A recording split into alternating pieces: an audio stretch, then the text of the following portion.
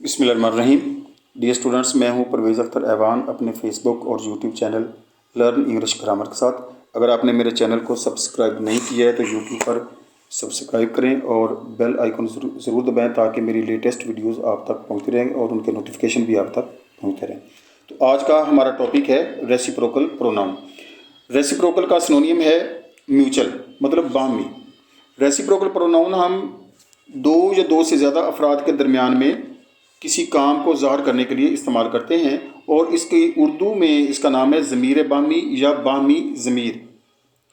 यानी आपको पता होना चाहिए कि बाहम का मतलब या बाहमी का मतलब माबैन या दो से ज़्यादा अफराद के दरमियान में जब कोई काम को ज़ाहिर करना मकसूद हो तो फिर हम लफ्ज़ बाहम या बाहमी या म्यूचुअल या रेसिप्रोकल इस्तेमाल करते हैं। इसकी डेफिनेशन की तरफ अगर हम जाएं तो इसका मतलब है कि a reciprocal pronoun is used to show the action done by two और more than two persons, both और all persons are responsible of result और कॉन्सिक्वेंसेस ऑफ दैट एक्शन।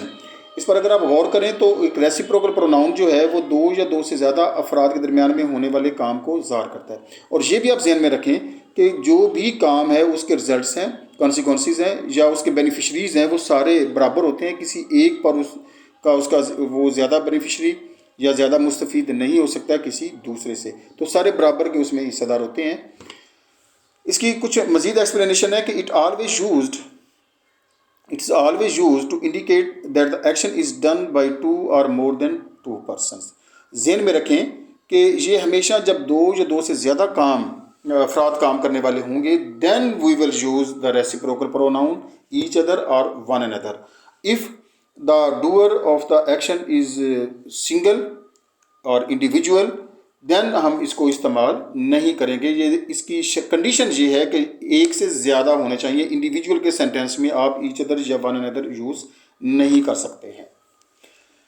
अगर हम देखें कि टोटल रेसिप्रोकल प्रोनाउन हैं कितने, तो इनकी total number of reciprocal pronoun दो है, each other and one another. There are two reciprocal pronouns, each other and one another. तो माय स्टूडेंट्स, ईच अदर की एक्सप्लेनेशन है it is used when action is done only by two persons. Each other हम तब इस्तेमाल करते हैं जब दो अफराद के दरमियान में कोई मामला हो, कोई काम हो, तो उसके लिए हम ईच अदर प्रोनाउन यूज़ करेंगे। इसकी मजीद एक्सप्लेनेशन की तरफ अगर हम जाएं, Hashim is looking at Ahmed. गौर करें इस सेंटेंस पर, Hashim is looking at Ahmed while Ahmed is looking at Hashim. दो डिफरेंट सेंटेंसेस हैं, दोनों में काम एक ही हो रहा है, एक दूसरे को देख रहा है और दूसरा पहले वाले को देख रहा है। तो अब हमने इन दोनों को कंबाइन कर दिया है, हमने इनको मर्ज कर दिया है। Hashim and Ahmad are looking at each other. तो अब देखें कि यहाँ पर जो ईच अदर है उसने दोनों सेंटेंसेस को आपस में इकट्ठा कर दिया है।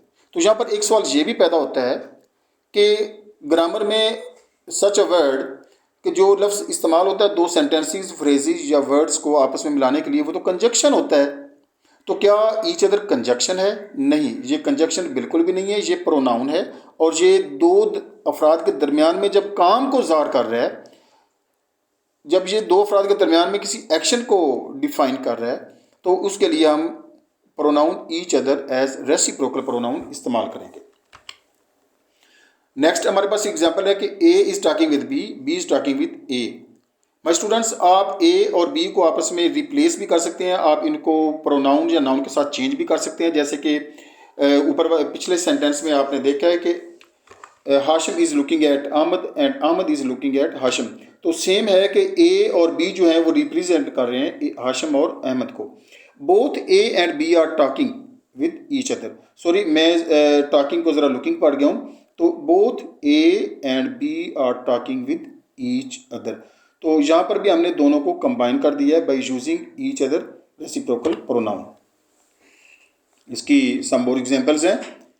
Hashim and Ahmad gave gifts to each other on farewell party. Shan and Haider will hug each other on welcome party. Both of the teachers were talking to each other in the staff room. यानी दोनों जो टीचर्स हैं वो staff room में बैठे गुफ्तगू कर रहे थे, वो बिजी थे बातचीत करने में, वो पढ़ा नहीं रहे थे। We give each other gifts during the holidays. हम हॉलीडेज़ पर या छुट्टियों पर एक दूसरे के साथ गिफ्ट्स का तबादला करते हैं। तो ये दो अफराद हैं जो आपस में गिफ्ट्स का तबादला करते हैं, ये उनकी बात हो रही है। ये ज़हन में रखना है कि ईच अदर दो अफराद के दरमियान में इस्तेमाल होता है, दो से ज़्यादा के दरमियान में ये इस्तेमाल नहीं होता है।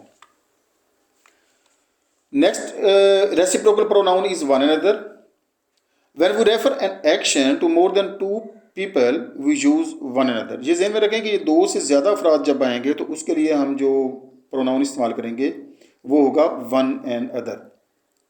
ये ध्यान में रखें कि वन एन अदर जैसे कि मैंने बोला है, ऐसे नहीं है वन एन अदर है, इसमें डिफरेंस है। एन अदर या एन अदर दोनों के मीनिंग्स में फ़र्क है। ये जब कभी फिर इस पर मैं एक वीडियो बनाऊंगा तो आपको ये भी समझा दूंगा। वन एन अदर की एक और एग्जांपल है, all the students congratulated one another. तो जब तमाम जो स्टूडेंट्स हैं, एक क्लास के तमाम स्टूडेंट्स हैं वो पास हुए होंगे शायद, या उनकी कोई सेरेमनी होगी, या उन्होंने कोई असाइनमेंट कंप्लीट की होगी, या कोई एक्सरसाइज कंप्लीट की होगी, या उनके प्रैक्टिकल मुकम्मल हुए होंगे। ऐसी सिचुएशन में वो एक दूसरे को ग्रीट कर रहे हैं और विश कर रहे हैं, कांग्रेचुलेट कर रहे हैं, तो सारे एक दूसरे को चूँकि कर रहे हैं, इसलिए जहाँ पर वन एंड अदर का हमने प्रोनाउन यूज़ किया है, ईच अदर का इस्तेमाल नहीं किया है, because students are not two, these are more than two. Some more examples are here. The children spent the time in playground, kicking the ball to one another.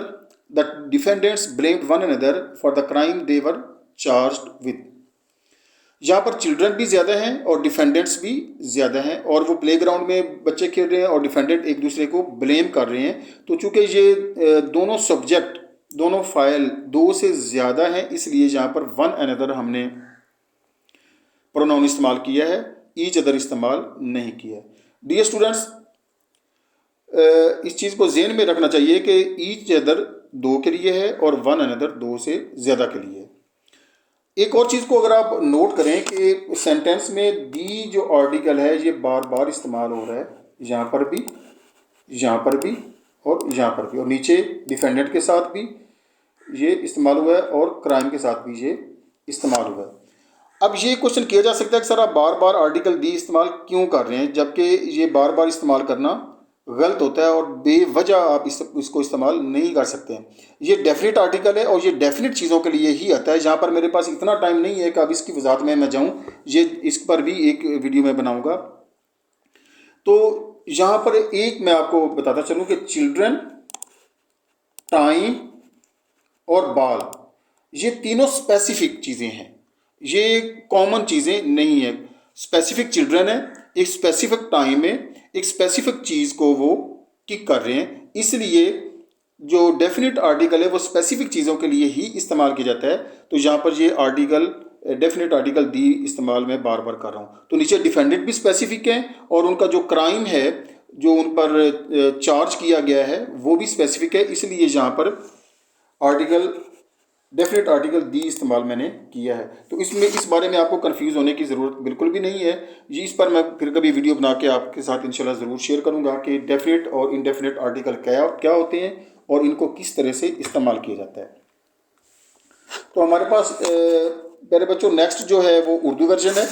आपने English version और Urdu version दोनों देखे हैं, मैं आपको दोनों में teach करता हूँ। कुछ बच्चे होते हैं जो इंग्लिश वर्जन को नहीं पढ़ सकते हैं, वो उर्दू वर्जन में उनको मैं समझाता हूँ कि इसकी तारीफ़ है कि ज़मीर बामी दो या दो से ज़्यादा अफराद के दरमियान होने वाले काम को ज़ाहिर करने के लिए इस्तेमाल किया जाता है। ऐसे काम में, ये ज़हन में रखने वाली बात है कि ऐसे काम में दो या दो से ज़्यादा अफराद नताइज, फ़वाइद या नुकसान के बराबर के वो बेनिफिशरीज़ होते हैं, वो ज़िम्मेदार होते हैं उसके।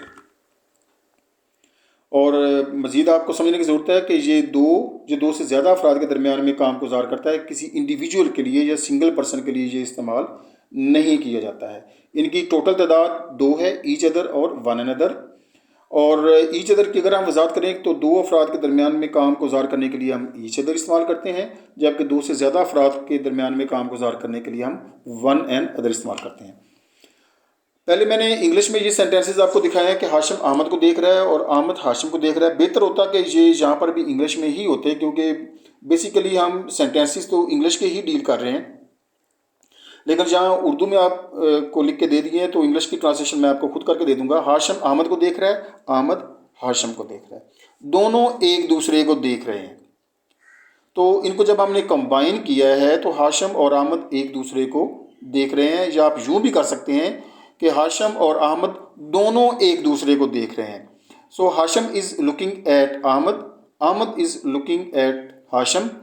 अब इसका जो इकट्ठा सेंटेंस होगा, Hashim and Ahmed both are looking at each other. तो लुक एट होता है, लुक टू नहीं होता है। मैं आपको यहाँ ये भी बता दूँ कि पिछले कुछ सेंटेंसेस आपने जो देखे होंगे उसमें सम टाइम जो आपका प्रोनाउन ईच अदर है, हाँ यहाँ पर आ गया है।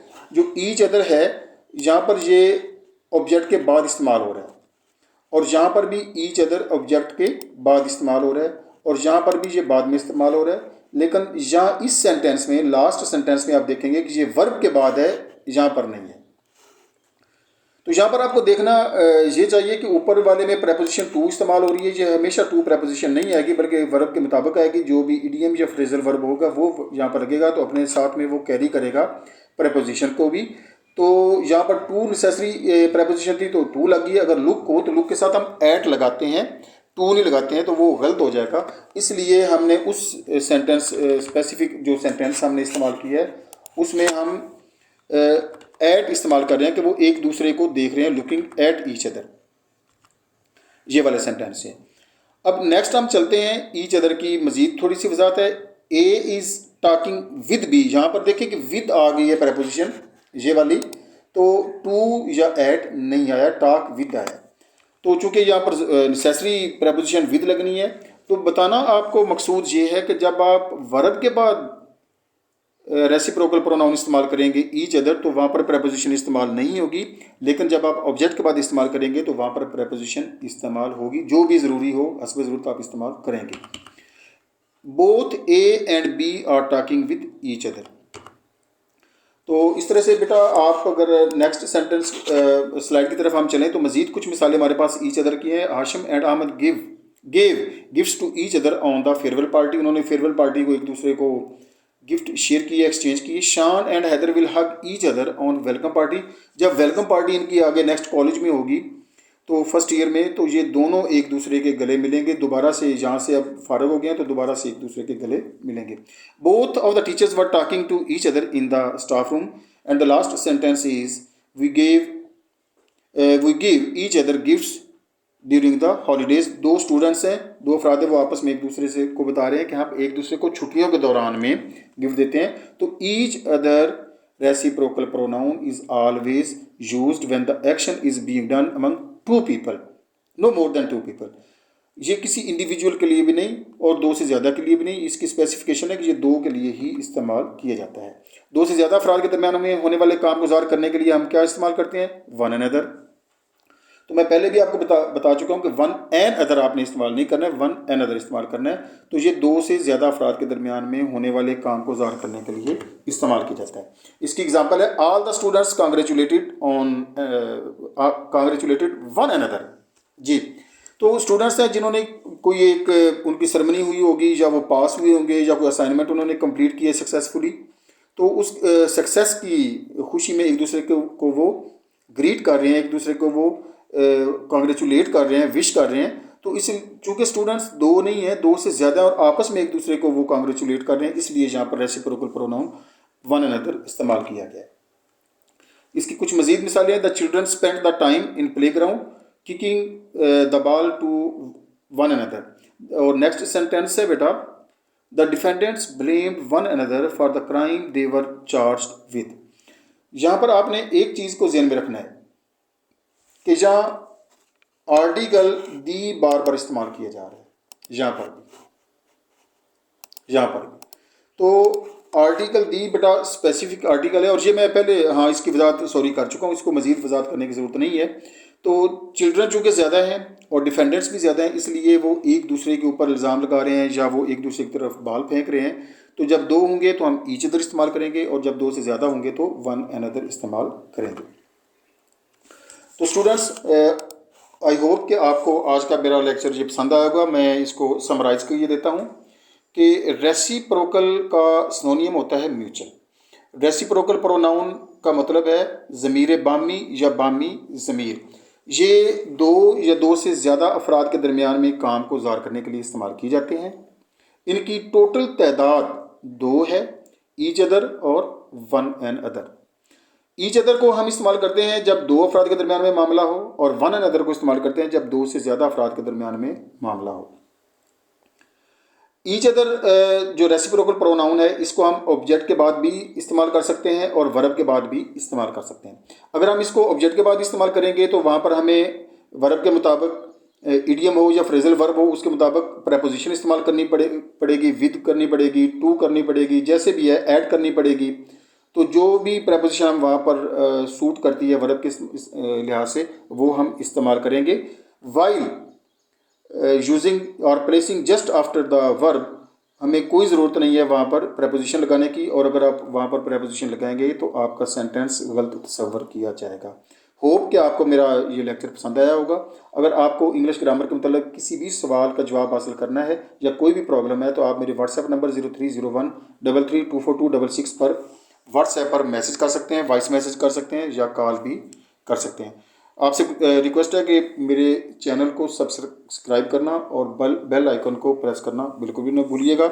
Thank you very much. बिस्मिल्लाहिर्रहमानिर्रहीम।